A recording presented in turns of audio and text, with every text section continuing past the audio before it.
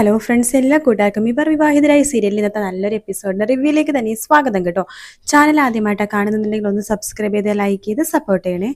അങ്ങനെ നമ്മുടെ ഭൂമി രാവിലെ തന്നെ കേക്കൊക്കെ ആയിട്ട് പോലീസ് സ്റ്റേഷനിലേക്ക് പോകാട്ടോ. അവിടെ എല്ലാവർക്കും കേക്ക് വിതരണം ചെയ്യുന്നുണ്ട്. അപ്പൊ ബാലേട്ടനെ കൊടുക്കുന്നുണ്ട് കേക്ക്. ബാലേട്ടൻ പറയുന്നുണ്ട്, കേക്ക് എനിക്ക് ഇന്നലെ രാത്രി കിട്ടിയതാണല്ലോ ഭൂമി, നമ്മുടെ ബർത്ത്ഡേ പരിപാടി എങ്ങനെയുണ്ട്, സൂപ്പർ ആയിരുന്നില്ലേ? അത് സൂപ്പർ ആയിരുന്നു സർ, എന്നാലും കുഴപ്പമില്ല, ഒരു കഷ്ണം കേക്ക് കൂടി എടുക്ക് എന്ന് പറയാണ്. കേക്ക് എടുക്കുന്നുണ്ട്. ആ സമയത്ത് ബാലേട്ടൻ ചോദിക്കണ്ട, അല്ല അച്ഛൻ എങ്ങനെയുണ്ട്, മൂക്കിന്ന് വായിന്നും ബ്ലഡ് വരുന്നത് ഡോക്ടറെ കാണിച്ചായിരുന്നോ? കുഴപ്പമൊന്നുമില്ലല്ലോ അല്ലേ? കുഴപ്പമൊന്നുമില്ല സർ, അത് പ്രശ്നമൊന്നുമില്ലെന്ന ഡോക്ടർ പറഞ്ഞത്. ശരി, ഞാനേ എല്ലാവർക്കും കൊടുത്തിട്ട് വരാം എന്ന് പറഞ്ഞിട്ട് ഭൂമി എല്ലാവർക്കും കേക്ക് കൊടുക്കാണ്. ആ സമയത്ത് നമ്മുടെ എസ് ഐയും കേക്ക് എടുക്കേണ്ട. ഭൂമി എന്ത് പറ്റിയിടോ, തന്റെ മുഖമൊക്കെ ആകെ വിഷമിച്ചിരിക്കുന്നു. ഒന്നുമില്ല സർ, പ്രശ്നമൊന്നുമില്ല, ഞാൻ ഉള്ളിലുള്ള പുലിക്കും കൂടി കേക്ക് കൊടുത്തിട്ട് വരാം എന്ന് പറഞ്ഞിട്ട് അകത്തേക്ക് കയറാണ്. ആ സമയത്താണെന്നുണ്ടെങ്കിൽ നമ്മുടെ അജി ആകെ ദേഷ്യത്തിൽ ഓരോരോ കേസൊക്കെ ഇങ്ങനെ നോക്കണ ദേഷ്യത്തിലായിരിക്കും കേട്ടോ. ആ സമയത്താണ് അവിടേക്ക് നമ്മുടെ ഭൂമി എന്നിട്ട് സർ കേക്ക് എന്ന് പറയുമ്പോഴേക്കും വെച്ചിട്ട് പോ എന്ന് പറയണ. അല്ല സാർ ഇത് കഴിക്കുമല്ലോ അല്ലേ? ഞാൻ ഇത് ആർക്കാ കൊടുക്കേണ്ടത്, പട്ടിക്കോ പൂച്ചക്കോ എന്ന് പറയുമ്പോഴേക്കും, സർ എൻ്റെ അച്ഛൻ്റെ ബർത്ത്ഡേ ആണ്. താനേ ഒരു തരികിട, അപ്പൊ തന്റെ അച്ഛൻ എന്ത് തരികിടയായിരിക്കും? വിത്ത് ഗുണം 10 ഗുണം എന്നൊക്കെ കേട്ടിട്ടില്ലേ എന്ന് പറയാണ്. ഇത് കേൾക്കുമ്പോൾ ഭൂമിയുടെ കണ്ണ് പെട്ടെന്ന് അറിയാട്ടോ. ഭൂമി തിരിഞ്ഞു നിന്നിട്ട് കണ്ണ് തുടക്കാണ്. അത് അജയ് കാണുന്നുണ്ട്. അജയന് അപ്പൊ ചെറിയൊരു ഫീൽ ആവും കേട്ടോ. സോറി, ഞാൻ അങ്ങനെ ഉദ്ദേശിച്ച് പറഞ്ഞതല്ല കേട്ടോ, ഞാൻ വെറുതെ ഒരു തമാശക്ക്, സാധാരണ ഞാൻ എന്തിനും പറഞ്ഞു കഴിഞ്ഞാൽ തന്നെ എന്റെ 10 ഇരട്ടിയിട്ട് താൻ ഇങ്ങോട്ട് പറയുമല്ലോ, അത് കേൾക്കാൻ വേണ്ടി ചുമ്മാ പറഞ്ഞാണ്. സോറി, തനിക്ക് അച്ഛൻ എന്ന് പറഞ്ഞാൽ അത്ര ഇഷ്ടമാണല്ലേ? അച്ഛന് എനിക്കെന്റെ ജീവനാണ്. അച്ഛനാരെന്തെങ്കിലും പറഞ്ഞാൽ എനിക്ക് വിഷമമാകും. സോറി, ഞാൻ സാറിന്റെ കയ്യിൽ നിന്ന് ഒരു വിഷയെങ്കിലും പ്രതീക്ഷിച്ചു. ക്ഷമിക്ക്, എന്റെ ഭാഗത്ത് നിന്ന് തെറ്റ് സംഭവിച്ചു. അത് ആ ടെൻഷനിൽ അങ്ങനെ പറഞ്ഞു പോയതാണ്. പിന്നെ അച്ഛനോട് എന്റെ പിറന്നാളാശംസകൾ പറയണം കേട്ടോ. ശരി എന്ന് പറഞ്ഞിട്ട് ഭൂമി അപ്പുറത്തേക്ക് പോവാണ്. അജയ്ക്ക് ചെറിയ ഫീൽ ആവുന്നുണ്ട്. അങ്ങനെയൊന്നും പറയണ്ടായിരുന്നു എന്ന് അജയും ആലോചിക്കുകയാണ്. അതിനുശേഷം പിന്നീട് കാണിക്കണം നമ്മുടെ മുത്തശ്ശിനെയാണ് കേട്ടോ. മുത്തശ്ശി സംഗീതടുത്ത് ചോദിക്കുന്നുണ്ട്, എടി സംഗീതേ, അജയിന്റെ അടുത്ത് കാര്യം പറഞ്ഞായിരുന്നോ, കല്യാണത്തിന്റെ കാര്യം? അയ്യോ ഞാൻ പറഞ്ഞില്ല. അല്ല സത്യം പറഞ്ഞു കാണുമായിരിക്കോ? അതറിയില്ല, നിനക്ക് സത്യനോട് ചോദിക്കാൻ പാടില്ല. അയ്യോ അമ്മേ, എനിക്കെന്തോ വലത് മടി പോലെ തോന്നുന്നു. കൊള്ളാം, എല്ലാരും ഇങ്ങനെ മടി പിടിച്ചിരുന്ന എങ്ങനെ ശരിയാകും? അജയന്റെ അടുത്ത് കല്യാണക്കാര്യം പറയണ്ടേ എന്നൊക്കെ പറഞ്ഞുകൊണ്ടിരിക്കുക ആൽഫ്രണ്ട് അവിടേക്ക് വരുവാട്ടോ. അത് കാണുമ്പോ തന്നെ നമ്മുടെ മുത്തശ്ശി പറയണ്ട, ദേ ആൽഫ്രണ്ട് അല്ലേ വരുന്നത്, അപ്പൊ ഇനി ഒന്നും പേടിക്കാനില്ല, അജയന്റെ ബെസ്റ്റ് ഫ്രണ്ട് ആണല്ലോ, ഇനി അവൻ കാര്യങ്ങളൊക്കെ നോക്കിയിടും. ഹലോ ആൽഫ്രണ്ടേ എന്ന് പറയുമ്പോ, മുത്തശ്ശിനെ അനുഗ്രഹിക്കണം. എന്താണാവോ നിനക്ക് കാര്യം സാധിക്കാനുള്ളത്? അല്ല, കാര്യം സാധിക്കാൻ എന്തൊക്കെയോ ഒരു ജീവിയുടെ കാല് പിടിക്കുമെന്ന് കേട്ടിട്ടില്ലേ? കഴുതയുടെ. അപ്പൊ ഞാൻ കഴുതയാണല്ലോ. ഈ മുത്തശ്ശി അങ്ങനെയല്ല, ഞാൻ ഇന്നൊരു കേസ് വിജയിച്ചു. ആർക്കാടാ നീ ശിക്ഷ വാങ്ങിച്ചു കൊടുത്തത്? അതൊന്നും പറയണ്ട, നമ്മുടെ രാഷ്ട്രീയത്തിലെ 2 പേരാ, 2 കോടി രൂപയാണ് അവർ തട്ടിയെടുത്തത്, പാവങ്ങളുടെ പൈസയാ. ഞാൻ ആ കേസ് നൈസായിട്ട് അങ്ങോട്ട് വാങ്ങിച്ചു. 10 വർഷം തടവും, ഇനിയിപ്പോ കോടിക്കണക്കിന് രൂപ നഷ്ടപരിഹാരവും കൊടുക്കണം. കൊള്ളാടാ, നീ സാമൂഹ്യ പ്രവർത്തനമാണല്ലേ ഇപ്പോ? മുത്തശ്ശി അങ്ങനെയൊന്നും ഇല്ല. അല്ല നിനക്ക് വിശക്കുന്നുണ്ടോ? നല്ല വിശപ്പുണ്ട്. പെട്ടെന്ന് തന്നെ ഫുഡ് കൊടുക്കുന്ന വേലക്കാരത്തിൽ പറയാണ്. അപ്പൊ നമ്മുടെ വേലക്കാരത്തിൽ ഫുഡൊക്കെ വിളമ്പി കൊടുക്കേണ്ട ആൽഫ്രണ്ടിന്. ആൽഫ്രണ്ട് മുത്തശ്ശി പറയണ്ടേടാ, ഇവിടെ നമ്മുടെ അജയനൊരു വിവാഹക്കാരിയൊക്കെ നോക്കുന്നുണ്ട്. ഞാൻ അറിഞ്ഞു, അഞ്ജനയായിട്ടല്ലേ? അപ്പൊ നീ കാര്യങ്ങളൊക്കെ അറിഞ്ഞു അല്ലേ? അതൊക്കെ അറിഞ്ഞു മുത്തശ്ശി. എന്നാലേ നീ അതൊന്ന് പറഞ്ഞ് സമ്മതിപ്പിക്കണം. നീ പറഞ്ഞ അജയ് കേക്കില്ലേ? ഞാൻ പറഞ്ഞ എന്ത് വേണമെങ്കിലും അവൻ കേൾക്കും. ഒരാളെ കൊല്ലാൻ പറഞ്ഞ അവൻ കൊല്ലും. അപ്പൊ കൊല്ലൊന്നും വേണ്ട, നീ വിവാഹക്കാരെ സമ്മതിപ്പിക്കണം. അയ്യോ അത് പറ്റില്ല മുത്തശ്ശി, അത് മാത്രം എനിക്ക് പറ്റില്ല. പറ്റില്ലേടാ, നീ ചോറ് ഫുള്ളും കഴിച്ചിട്ട് ഇവിടെ എഴുന്നേറ്റാൽ മതി. മുത്തശ്ശിയുടെ വയറ് നിറഞ്ഞു. ഇല്ലില്ല, നീ കഴിക്ക്. എന്നിട്ട് വീണ്ടും ചോറ് വിളമ്പാണ്. നിനക്ക് പറ്റോ ഇല്ലയോ അജയ് എടുത്ത് അഞ്ജനെ വിവാഹം കഴിക്കാൻ പറയാൻ പറ്റോ ഇല്ലയോ? അയ്യോ മുത്തശ്ശി, അത് കുറച്ച് കഷ്ടമാണ്. അത് നീ കുറച്ചുകൂടി ചോറ് കഴിക്കടാ. ചോറ് വിളമ്പാണ്. അയ്യോ മുത്തശ്ശി, ചോറ് വിളമ്പല്ലേ മുത്തശ്ശിക്ക് മതിയെ. ചോറ് ഫുള്ളും കഴിക്കാണ്ട് ഇവിടുന്ന് എഴുന്നേക്കാൻ പാടില്ല. നീ പറയോ ഇല്ലയോ? ഞാൻ പറയാം മുത്തശ്ശി, ഞാൻ പറയാം. അങ്ങനെ പറ എന്ന് പറയണം. അങ്ങനെ നമ്മുടെ ആൽഫ്രണ്ട് ചോറൊക്കെ കഴിച്ചിട്ട് അവിടെ നിന്ന് എഴുന്നേക്കുന്നുണ്ട് കേട്ടോ. പിന്നീട് കാണിക്കണത് നമ്മുടെ അച്യുതനെയാണ് കേട്ടോ. അച്യുതന് ഒരു ഷോപ്പിലേക്ക് എന്തോ ഒരു ആവശ്യത്തിന് വേണ്ടി വന്നിരിക്കുകയാണ്. അതേപോലെ ഷോപ്പിൽ നമ്മുടെ ഭവാനി പെർഫ്യൂം നോക്കിക്കൊണ്ടിരിക്കുന്നുണ്ടായിരുന്നു. അപ്പൊ പെട്ടെന്ന് ഭവാനി തിരിഞ്ഞു നോക്കുമ്പോൾ അച്യുതനെ കാണുന്നുണ്ട്. അച്യുതൻ ഭവാനിനെ കാണുന്നൊന്നുമില്ല. അച്യുതനെ കാണുമ്പോൾ തന്നെ ഭവാനി, ഇത് അയാളല്ലേ അച്യുതൻ എന്ന് പറഞ്ഞിട്ട് വേഗം കടയിൽ നിന്ന് ഇറങ്ങി നോക്കുമ്പോഴേക്കും അച്യുതൻ അപ്പോഴേക്കും പുറത്തേക്ക് ഇറങ്ങി കേട്ടോ. അപ്പൊ വേറൊരു വഴിപോക്കിൻ്റെ അടുത്ത് ഇങ്ങനെ വഴി ചോദിക്കുന്നുണ്ട്. പെട്ടെന്ന് തിരിഞ്ഞു നോക്കുമ്പോൾ അച്യുതൻ നമ്മുടെ ഭവാനിനെ കാണുന്നുണ്ട് കേട്ടോ. ഭവാനിനെ കാണുമ്പോൾ തന്നെ അച്യുതൻ പെട്ടെന്ന് പേടിച്ച് അവിടെ നിന്ന് ഓടിപ്പോകുവാണ്. അച്യുത എന്ന് ഭവാനി വിളിക്കുമ്പോഴേക്കും വേഗം തന്നെ അച്യുതൻ അവിടെ വേഗം തന്നെ റോഡിന്റെ ഒരു സൈഡിലേക്ക് മാറി നിന്നിട്ട് ഒളിഞ്ഞു നോക്കുവാട്ടോ.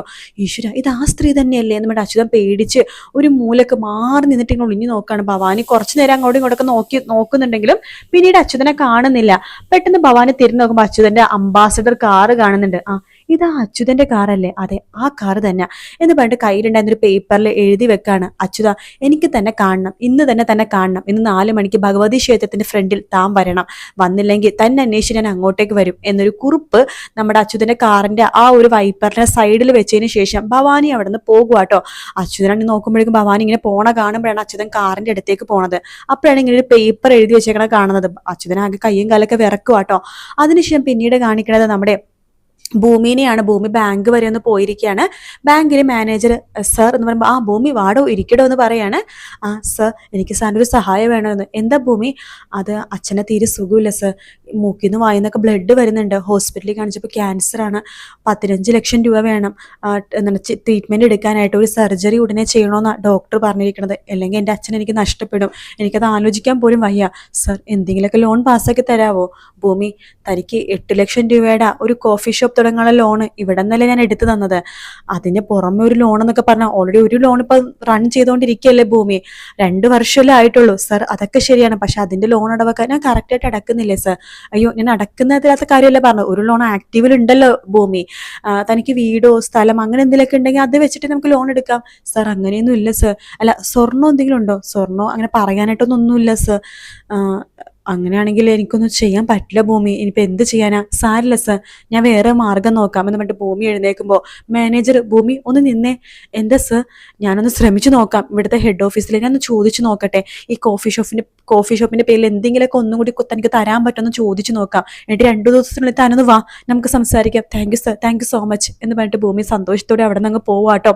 അതിനുശേഷം പിന്നീട് കാണിക്കണം നമ്മുടെ അജയനെയാണ്. അജയാണെന്നുണ്ടെങ്കിൽ ഇങ്ങനെ ഓരോരോ കേസിന്റെ കാര്യങ്ങളൊക്കെ സംസാരിച്ചുകൊണ്ടിരിക്കുകയാണ് SIന്റെ. അപ്പോൾ SI എടുത്ത് പറയണ്ടോ, ഹോ ഇവിടെ വന്നപ്പോൾ കേസെല്ലാം എൻ്റെ തലയിൽ കെട്ടിവെക്കുവാണല്ലോ, ഇവിടെ ഇരിക്കാൻ സമയം കിട്ടിയിട്ടില്ല, ഇത്ര നാൾ ഈ കേസൊന്നും ആരും അന്വേഷിച്ചില്ലേടോ. അല്ല, ആ MLAയുടെ മകൻ ഉണ്ടല്ലോ, അതിന്റെ പേരെന്താ, ജിജോ സർ, അവന്റെ മരണം ശരിക്കും പറഞ്ഞാൽ ആദ്യം പറഞ്ഞ അവനെ കാണാനില്ലെന്ന്, പിന്നെ പറഞ്ഞ ആത്മഹത്യയാണെന്ന്, ഇപ്പൊ പറഞ്ഞ കൊലപാതകമാണെന്ന്, ശരിക്കും എന്താടോ?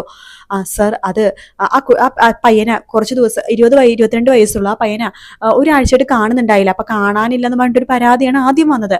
പിന്നീടാണ് ഒഴിഞ്ഞൊരു കെട്ടിടത്തിൽ അയാൾ ഫാനിൽ തൂങ്ങി മരിച്ച നിലയിൽ കണ്ടെത്തിയത് എന്നിങ്ങനെ പറയണം. അതിങ്ങനെ പറഞ്ഞുകൊണ്ടിരിക്കുകയാണ് ഭൂമി അവിടേക്ക് ചായ കൊടുക്കാൻ വേണ്ടി വരുന്നത്. അപ്പൊ ഇവര് സംസാരിക്കുന്നത് ഭൂമി പുറത്തു നിന്നിട്ട് ഇങ്ങനെ കേൾക്കുന്നുണ്ട് കേട്ടോ. അപ്പൊ ഈ SI പറയുന്നുണ്ട്, സർ അവിടെ ടാപ്പിൽ വെള്ളമൊന്നും വരുന്നില്ല, പക്ഷെ ഇയാൾ മരിച്ചു കിടന്ന സമയത്ത് നിലത്തൊക്കെ വെള്ളം കിടക്കുന്നുണ്ടായിരുന്നു എന്ന് പറയാണ്.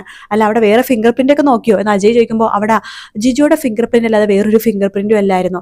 അപ്പൊ ഇത് ആരാ ശവം ആദ്യം കണ്ടത്? തൊട്ടപ്പുറത്തുള്ള ഒരു വീട്ടിലൊരു പയ്യനാണ് കണ്ടത്. അയാൾ അപ്പൊ തന്നെ ഞങ്ങൾ വിളിച്ചു പറഞ്ഞു, ഞങ്ങൾ അവിടെ പോയി നോക്കിയപ്പോൾ വെള്ളം മാത്രമേ നിലത്തുള്ളൂ, അവൻ തൂങ്ങി മരിച്ച നിലയിലായിരുന്നു എന്ന് പറയാണ്. അജയ് ഇങ്ങനെ ആലോചിക്കണം. അപ്പൊ ഭൂമിക്ക് മനസ്സിലായി എങ്ങനെയാണ് മരിച്ചതെന്ന്. ഭൂമി ചായയായിട്ട് അകത്തേക്ക് കയറുമ്പോൾ അജയ് ചോദിക്കണ്ടേ, എന്താടോ ചായ വെച്ചിട്ട് പോടോ? അത് സാർ, എനിക്കൊരു കാര്യം പറയണ്ട. എന്താ? അതെ, ഈ MLAയുടെ മകന്റെ കൊലപാതകത്തിന്റെ കാര്യമല്ലേ സംസാരിക്കണത്? അതെ, എനിക്കതിൽ കുറച്ച് ഒരു കാര്യം പറയാനുണ്ട്. ആഹാ, മേഡം വാ വാ വാ, ഇരിക്കിരിക്കി, മേഡത്തിനെ ഞങ്ങൾ അന്വേഷിച്ചുകൊണ്ടിരിക്കുകയായിരുന്നു, വാ വാ, എടോ ഒന്ന് എഴുന്നേറ്റ് കൊടുക്കും, മേഡം അവിടെ ഇരിക്കട്ടെ. സാറിനെ കളിയാക്കണ്ട, ഞാൻ കാര്യത്തിലൊരു കാര്യം പറയാനാ. എന്താണെന്ന് എനിക്ക് പറയാനുള്ളത്? സർ, ഈ MLAയുടെ മകനുണ്ടല്ലോ ജിജോ, അയാൾ ഐസ് കെട്ട മുകളിൽ ഐസ് കെട്ട കയറ്റി വെച്ചിട്ട് ഫാനിൽ തൂങ്ങി മരിച്ചതാണെങ്കിലോ എൻ്റെ ഐസ് കെട്ട വെള്ളമായി പോയപ്പോഴേക്കും കഴുത്തില് കുരുക്ക് കുടുങ്ങി, അങ്ങനെ മരിച്ചതായിക്കോട്ടെ സർ എന്ന് ചോദിക്കുകയാണ്. ഇറങ്ങിപ്പോടോ, തന്റെ തലയിൽ തലച്ചോറുണ്ടല്ലോ അത് കുറച്ചെടുത്ത് ഫ്രിഡ്ജിൽ വെക്ക്, എന്നിട്ട് അമേരിക്കയിലോ എവിടെയെങ്കിലും വിളിച്ചു പറ, അവർ വന്ന് എടുത്തോണ്ട് പോയിക്കോളും, ആർക്കും കിട്ടാത്ത ഐഡിയ ആണല്ലോ, ഗെറ്റ് ഔട്ട് എന്ന് പറയാണ്. ഭൂമി അവിടെ നിന്ന് പോകുന്നുണ്ട്. അപ്പൊ SIക്ക് മനസ്സിലായി ഇതിൽ കാര്യമുണ്ടെന്ന്. SI സാർ എന്നാൽ പൊയ്ക്കോട്ടെ, പൊയ്ക്കോ എന്ന് പറയാണ്. അങ്ങനെ SI ഇറങ്ങി പോകുന്നുണ്ട്. അപ്പൊ അജയ് ഇങ്ങനെ ആലോചിക്കുകയാണ്, ഇനി അങ്ങനെ എന്തെങ്കിലും ആയിരിക്കോ എന്ന് അജയ്ക്കും തോന്നുന്നുണ്ട് കേട്ടോ. അവള് പറഞ്ഞതിലും കാര്യമുണ്ട് എന്നിങ്ങനെ അജയ്ക്കും ഇങ്ങനെ തോന്നണം. അപ്പൊ ആ ഒരു ഭാഗത്തോടെ ഇന്നത്തെ എപ്പിസോഡ് ശരിക്കും തീർന്നത്. അപ്പൊ അടുത്ത ആഴ്ച ഫുള്ള് സസ്പെൻസ് ആണ് കേട്ടോ. നമ്മുടെ ഭൂമിനെ ശരിക്കും പറഞ്ഞ ചെറുപ്പത്തിൽ അച്യുതന്റെ കയ്യിൽ ഏൽപ്പിച്ചത് ഈ ഭവാനിയാണ്, കുന്നുകളെന്നെ ഏൽപ്പിച്ചത്. പക്ഷെ അച്യുതൻ വളർത്തുന്ന കാര്യം ഭവാനിക്ക് അറിയില്ല. അങ്ങനെ ഭവാനിയുടെ മകൾ അഞ്ജന വരുന്നുണ്ട്. പിന്നെ സത്യനെ നമ്മുടെ അജയ് വാക്ക് കൊടുക്കാണ് നമ്മുടെ അഭിരാമിനെ തന്റെ സത്യന്റെ ഭാര്യ, അതായത് തന്റെ അമ്മായിനെ കണ്ടുപിടിച്ചു കൊടുക്കുമെന്ന് അജയ് വാക്ക് കൊടുക്കുന്നുണ്ട്. അഞ്ജന ഭയങ്കര അഹങ്കാരിയാണ് കേട്ടോ. അപ്പൊ ഇവരുടെ വീട്ടിലൊരു പൂജ നടക്കുന്നുണ്ട്. ആ പൂജയ്ക്ക് വേണ്ടിയുള്ള സാധനങ്ങളൊക്കെ ഭൂമിയാണ് അവിടെ എത്തിക്കുന്നത്. ആ സമയത്ത് അഞ്ജന എന്തോ പറഞ്ഞ് തട്ടി കയറുമ്പോഴേക്കും ഭൂമി അഞ്ജനയുടെ മുഖത്തേക്ക് ഒരു ഒറ്റ അടി വെച്ച് കൊടുക്കുന്നുണ്ട്. അതിനുശേഷം നമ്മുടെ അച്യുതൻ അവിടെ വരുമ്പോൾ ഭവാനി കാണുന്നുണ്ട്. ഭവാനി അച്യുതന്റെ പുറകെ പോകുമ്പോൾ അച്യുതൻ അവിടെ നിന്ന് ഓടി രക്ഷപ്പെടാണ് ചെയ്യണത്. അപ്പൊ ഇതെല്ലാം തന്നെ ഭൂമി കാണുന്നുണ്ട്. ഭൂമിക്ക് എന്തൊക്കെയോ സംശയം തോന്നുന്നുണ്ട്. മുത്തശ്ശി നമ്മുടെ അവിടെ ഉള്ള ആൾക്കാരത് പറയുന്നുണ്ട്, എനിക്ക് 2-3 കൊച്ചുമക്കളുണ്ട്, പിന്നെ 1 ആണും 2 പെണ്ണും, ഒന്ന് അഭിരാമി, മറ്റേത് അഞ്ജന. ഇവർ രണ്ടു പേർക്കും ഒരേ കഴുത്തിൽ ഒരേ ഡിസൈനുള്ള ഒരു നാഗത്തിന്റെ ഡിസൈനുള്ള ലോക്കറ്റുള്ള ഒരു മാല ഞാൻ ഇട്ട് കൊടുത്തിരുന്നു എന്ന് പറയാണ്. അപ്പൊ ആ മാല അതേ മാല തന്നെ നമ്മുടെ ഭൂമിയുടെ കഴുത്തിലുണ്ട്. ആ മാല ഭൂമി നോക്കുന്നുണ്ട്. അപ്പൊ അടുത്ത ആഴ്ച നല്ല സൂപ്പർ ഭാഗങ്ങളാണ് കേട്ടോ. ഈ സീരിയൽ നിങ്ങൾക്ക് ഇഷ്ടമാണെന്നുണ്ടെങ്കിൽ ചാനൽ ഒന്ന് സബ്സ്ക്രൈബ് ചെയ്ത് ലൈക്ക് ചെയ്ത് സപ്പോർട്ട് ചെയ്യണേ. നിങ്ങളുടെ സപ്പോർട്ട് ഉണ്ടെങ്കിൽ തീർച്ചയായിട്ടും ഇതിന്റെ റീമേക്കിലെ ഭാഗങ്ങൾ കൂടി ഞാൻ ഉൾപ്പെടുത്തുന്നതായിരിക്കും, അപ്കമിങ്ങിന്റെ ഭാഗം, ഒറിജിനൽ ഭാഗം. അപ്പോൾ വീഡിയോ ഇഷ്ടപ്പെട്ടാൽ ലൈക്ക് ചെയ്യുക, സബ്സ്ക്രൈബ് ചെയ്യുക, കമന്റ് ചെയ്യുക. മറ്റൊരു വീഡിയോ വീണ്ടും കാണാം. Take care, bye bye.